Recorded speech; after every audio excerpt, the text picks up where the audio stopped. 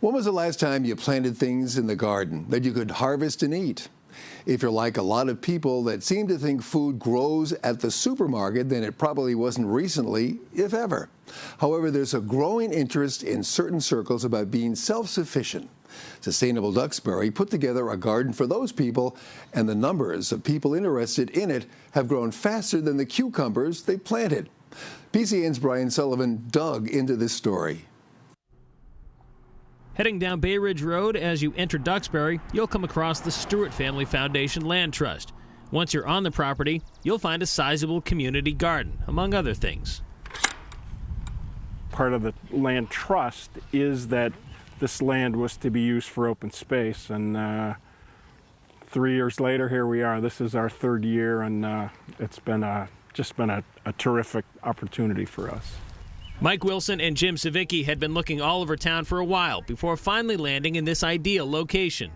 John McCloskey, who is the trustee for this land, heard that we were looking for space for a community garden, contacted Jim Savicki and myself at Sustainable Duxbury and said, we'd love for you to be able to use this space. As it stands now, there are 23 plots on the property, with folks paying $50 each per year to maintain them. Seems simple enough, but how did they get enough people interested in the idea to begin with?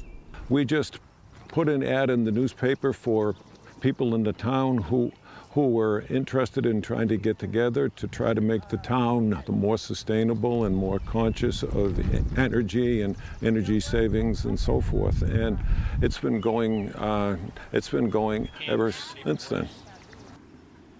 Right now is the time when folks are planting their seeds, but in a couple of months, say July or August, these aspiring farmers will finally get the chance to enjoy the fruits or vegetables of their labor.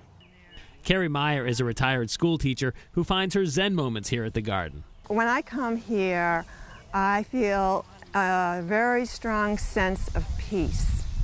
I see the wide open sky. I hear the birds singing and floating around the garden, the bees buzzing. Many times I come here when the children from the Cardinal Cushing School are here and taking care of the chickens. And I am so impressed by their ability to feed the chickens and water them and find the eggs in the nest. It wouldn't be a farm without chickens and eggs. But let's not forget the honeybees, too. While their honey production may be low right now, I wasn't about to go in and find out just how low. Thanks to a local horse, the farm has a steady source of manure for fertilizer, where just a couple of years ago, someone threw some pumpkin seeds into that pile and grew an amazing crop of pumpkins. As for the garden, if there are bugs there, so be it. This is a pesticide-free garden, and we strive to have anyone that looks to fertilize to use organic fertilizer. So it's nice to be able to grow your own food and know where it came from, number one, and knowing that it's pesticide-free and seemingly way better for you than what you buy in the grocery store.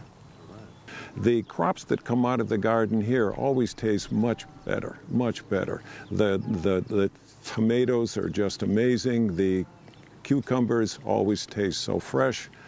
I have a plot here and I have a plot at home, and oftentimes when I go to make a sandwich in the afternoon, I'll go out to the plot and pick some of the lettuce and so forth to go on the sandwich, and it's just fantastic to be able to do that.